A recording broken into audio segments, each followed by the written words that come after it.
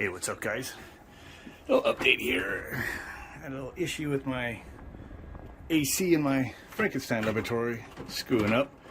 This is like the third time I caught it wigging out outside, and actually it never did this for like a month or so, but I think maybe because it's cooling off at night, that's changed some of the ranges where the pressures are and temperatures. But it was weird. It was like a weird thing, but where I had the indoor coil temperature sensor was in the stock place right here, which is actually more midway into the coil instead of quite at the inlet like a distributor. You can see the distributor there is still a little frosty right there. Let's see, let me turn the light on. See the frost? I imagine that's going to disappear in a few minutes, especially now the temperature is getting down there. So I think it's adjusting, but what it was doing is getting in a weird thing where it would choke down the EXV, electronic expansion valve, to where the middle of the coil was warm and the suction out there, so where it was within the 10 degrees, you know, it was trying to target, and it would not open back up.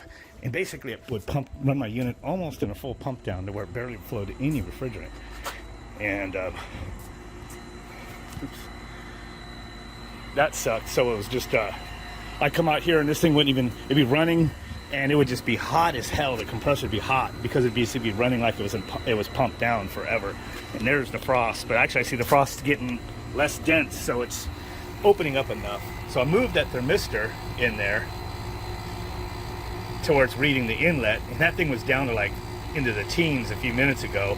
You see, so now it's at 27 degrees, so it's actually reading probably close to what it's actually feeding right into the coil. And then my suction 67, so it's a lot of superheat. My EXV is still opening, but that EXV was down to like 30 something count, and I have 0 to 255 as my range, which is just using 8 bits, which worked perfectly because it actually took 255 steps to open it fully in full, what do you want to call it, full step mode with the stepper chip controllers. Just worked out great. So just to give you an idea, you know, so EXV is now at 120. Sometimes my contrast changes on this thing. There it goes. I don't know what's weird with that. So now it's all the way up at 121. So it's starting to get the starting to get the indoor coil up towards out of the freezing range. It's still 67 on the suction. See, the suction hasn't really changed. I'm actually getting heat coming back out. But when I came out here a little bit ago, I finally caught it doing it. But when I turned it on, back into occupied because it's at night, so I want to use that room. So it was cooling my room down, and all of a sudden I go, hey, I don't feel like it's cooling. Holy hell! Sound like a backfire or fireworks. Shit. Anyway, so I come out here and checked it out, and I'm like, oh man, and it was frosting. And I only had this thing on for like 15 minutes, and it frosted like hard ice. That was hard ice on there, all the way from the electronic expansion valve down there. Whoop. And look at that, the ice already just melted off just within the last minute or so. That little elbow right there was all iced up. And now it's starting to go away here. As I said, you can see it's getting up there. It's like 30 degrees now. Depending on how accurate the thermistors are. Remember, I made my own program to read temperatures, and it could be off a degree. I think it was within a degree or two throughout the full range of Fahrenheit, and it was close enough for me. So that could be off up to 2 or so degrees. The machine doesn't care. So 30 and 67 suction line thermistors right here, and it probably is about accurate. It's just, it's not even, it's cool, but not like beer can cold. Anyway, I thought something was going on with my controller, and maybe with the seats. We're getting a slight season change where it's not hot all night. It's not 100 degrees at night anymore. It's like getting down to like 70s now. And I think that's when this system actually started to change a little bit. And I thought there was something in my program. You know what? I go, I'm going to have to limit how low the expansion valve goes, or somewhere in my coding where there's a certain scenario. And once it got down, it pinched down, it was just, you know, it was just screwed basically. There was in like a case scenario that I didn't foresee, and I needed to figure out. Well, tonight, at least it did it shortly after me turning it on, and I found out that it's not the program. It's actually something to do with the way it's feeding, and then the way it was reading through that coil. Just, I guess I got away with it all this time until recently. So now we're up, it's still up at 30, it's still opening the counts. 140, this LCD is always vibrating, so I guess something must be loose on it. probably just a ribbon cable, but up to 145 counts. So it's still got a big superheat, but you can see it is adjusting. All the frost is gone now, even since I've been recording here, and that is like still feels like about 32 degrees. So, and this is reading inside, so it's pretty close. It's within a couple degrees. So it's still going to keep opening up the expansion valve, and it's got the counts way up there now, 148. And it's putting out, you know, like I said, normal heat. So that's cool that I copped that. It was just really weird is what it would do, I think, is you have your coil loops, and for some reason the way these mini splits work is when you think of the superheat across the coil, you think of, all right, I'm checking the temperature going in after the feed are going in right after the TXV, and then I'm going to check the suction, you know, and that's your superheat. But they actually put the thermistor like several rows in, like midway, and I said fine, I just used that little well where that thermistor plugged in, and use that for my coil temperature and use this one for suction, and then was using that, and it actually seemed to kind of work. But it must have gotten a scenario where if it ever gets the TXV pinched down a little too much, that it starves the coil quite a bit by the midpoint where that thermistor is, so that thermistor is warm and the suction is warm, but they're within the 10 to 12 degrees tolerance that this is programmed for. It's a simple PID loop I made. If it goes above 12 degrees superheat, it starts opening the EXV every couple minutes, or so many seconds I should say, and it's doing it right now. Every time this counter runs down, this counters are just registers in the microprocessor just for me to read so I know what it's doing. Every time this counts out to 0, it makes an adjustment. So that 160 will probably jump up. Whoop, and it just did 161 because it's still more than 12 degrees between this temperature. This temperature is 33 now and 66. It's actually, now it's starting to get the expansion valve open enough that it's going to start flooding enough through that it's going to start making a difference. Accuracy is like 34 now. It's going up. So we're still like about 20 degrees superheat.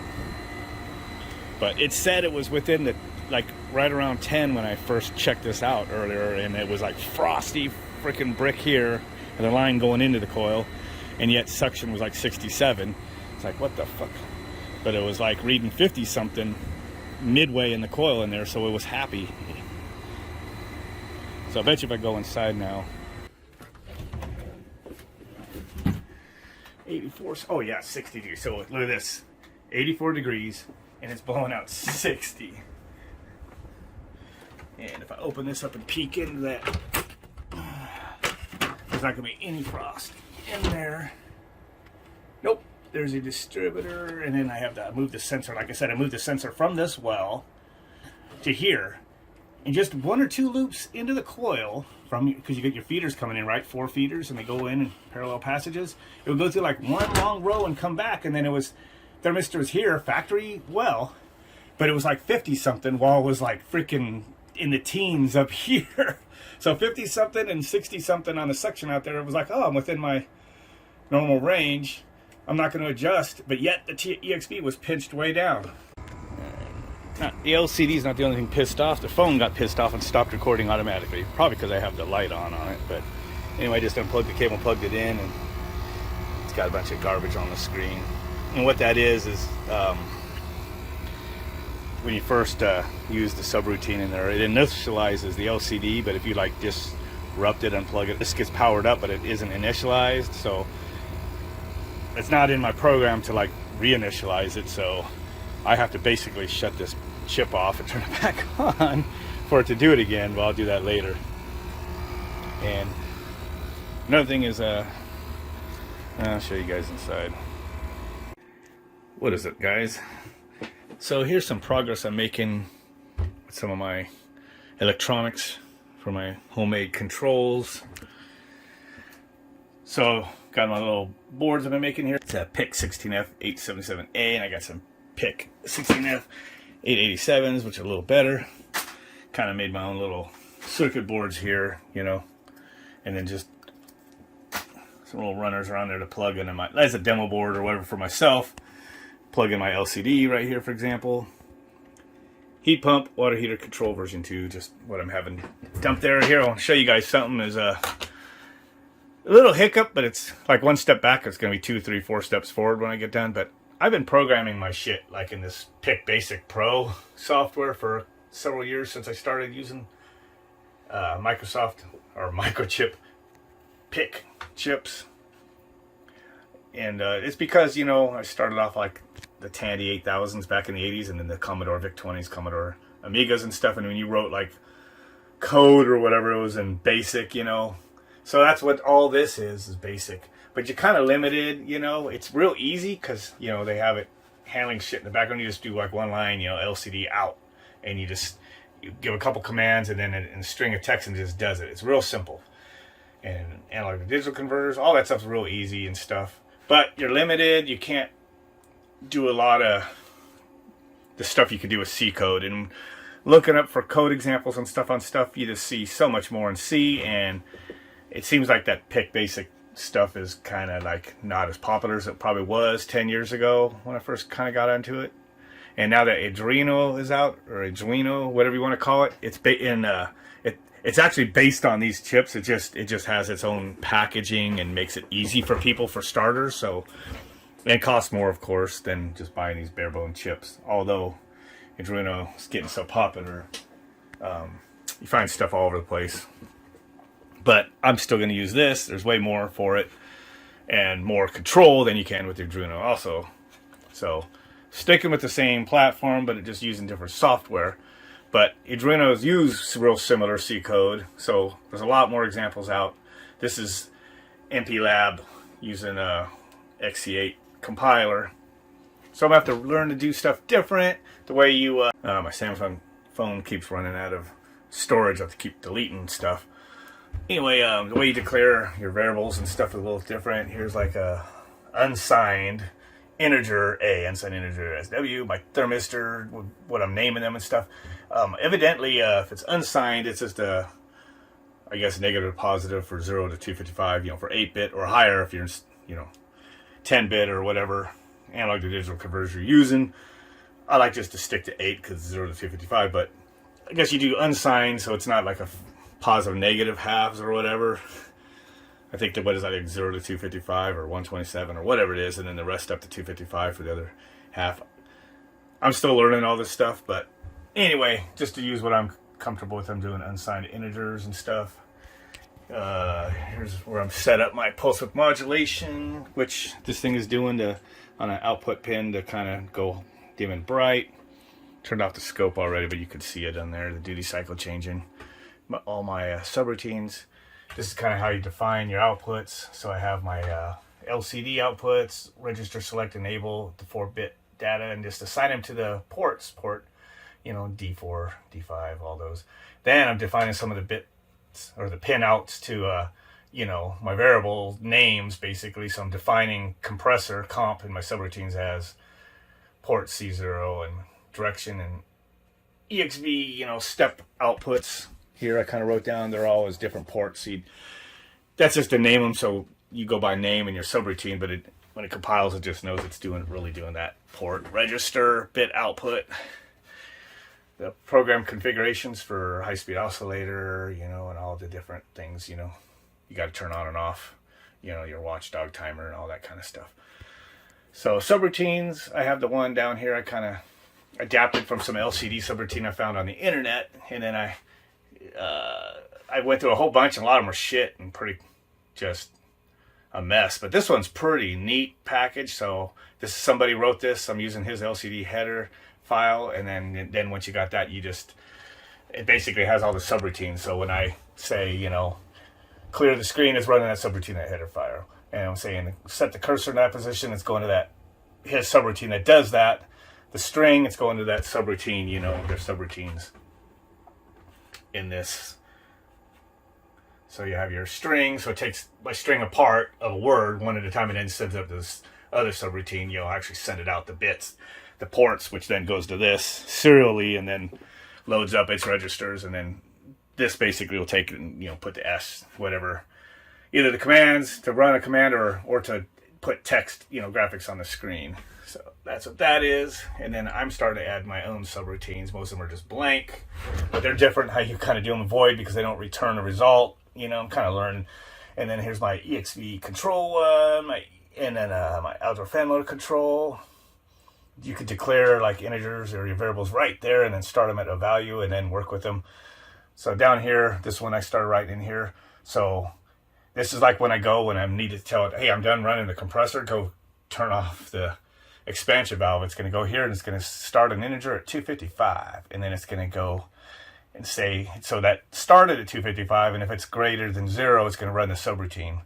And then when it's done with that, it's going to decrement that variable by 1. It's kind of cool how you write these in C. And if you put the 2 dashes before the I, it'll actually decrement, then look at the value. But if you put them after, it'll look at the value and then decrement or increment, when it's done. It's kind of interesting. And that's, like I said, where you get more power. It'll be actually faster writing this code once I get learning it. So as long as it's greater than 0, because it's counting down, it's going to do this every time until it gets down to 0. And what it's doing is it's going to like reverse my direction output. And I shouldn't have wrote RC1. I should have just wrote direction dir, because that I defined that port bit. So that was kind of an oversight there.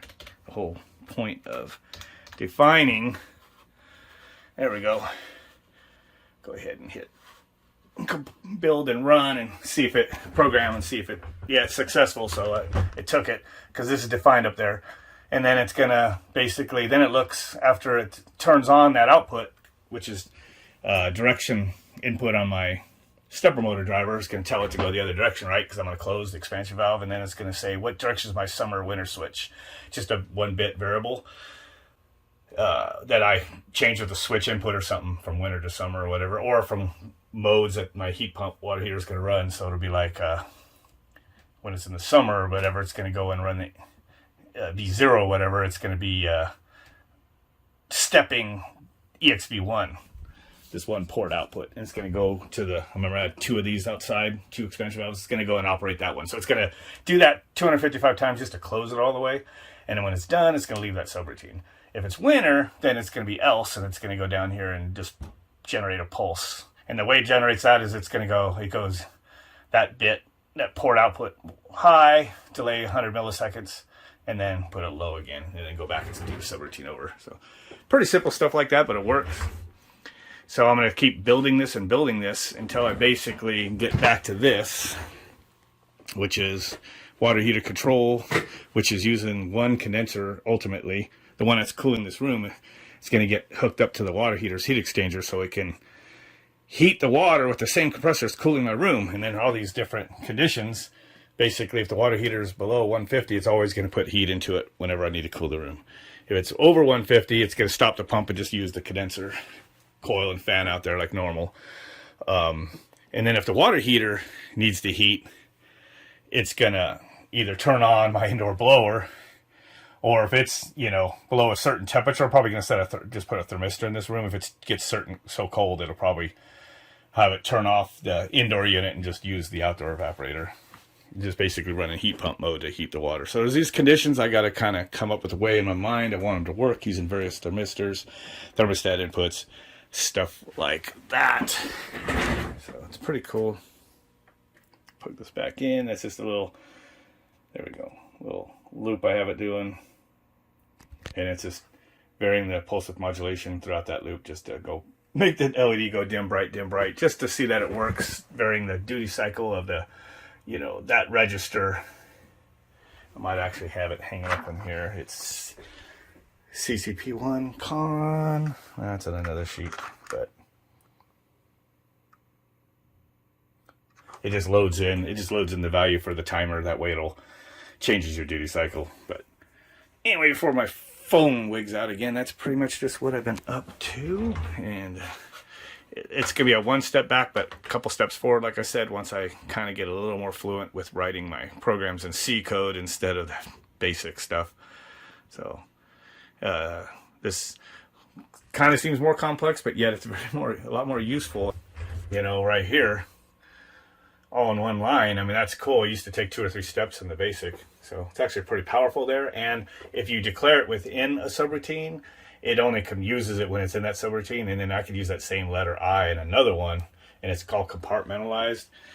And it's just because it's only using it when it runs in that subroutine, and when it leaves, it doesn't need it. So you can declare that same one and another one. It comes out to being two different things. It's just in the code, you know. If you need to have a variable be used in multiple subroutines, you have to declare it outside of the main, those little isolated subroutines, and put it in the global, I should say the global, declare it globally, and then it can be used in all the different header files and, you know, main subroutines and other ones and whatever. So I'm kind of rambling now, but I did watch a couple hours of YouTube videos and read a lot of stuff over the last couple weeks, but that's about how far I've gotten. I'm actually right to the point where I could start building my program now and learn as I go, and watch it. And if that's what's going on, so hopefully I'll kind of get this fucking thing done. I'll probably make another board with the processor on there, but actually have some of these be dedicated ribbon cables that are mapped out, like for the LCD, instead of just doing this and stuff, and then actually install it in my unit. Make a second one for backup, you know, kind of thing, in case one fries. And then also be able to by then make another good one for that tall, skinny unit that it's going to control my upstairs AC that I didn't quite get to finish. So here's another one. This is a little different chip, but pretty cool. Made those on that mill. So anyway, with that, don't forget to like and subscribe. Catch you guys later.